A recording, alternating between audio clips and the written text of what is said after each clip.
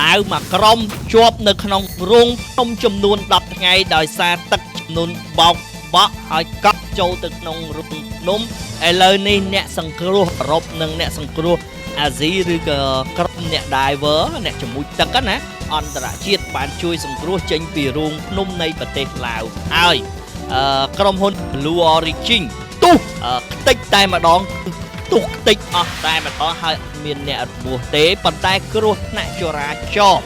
ឡានក្រុងស្លាប់មនុស្ស5នាក់ក្មេងអាយុ7ឆ្នាំនិងរបួសប្រហែលជា90នាក់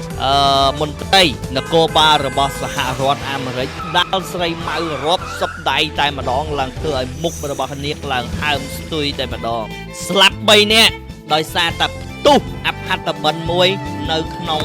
សហរដ្ឋអាមេរិកនៅក្នុង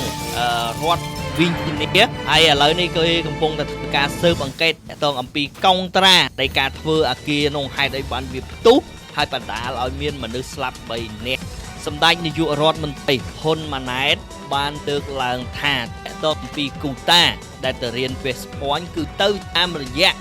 គេហៅថាក្រសួងការពារជាតិរបស់កម្ពុជានិងតំណាងកម្ពុជានៅសហរដ្ឋអាមេរិក Win TV World ថ្ងៃទី31ខែ5 2025នេះចប់អរគុណ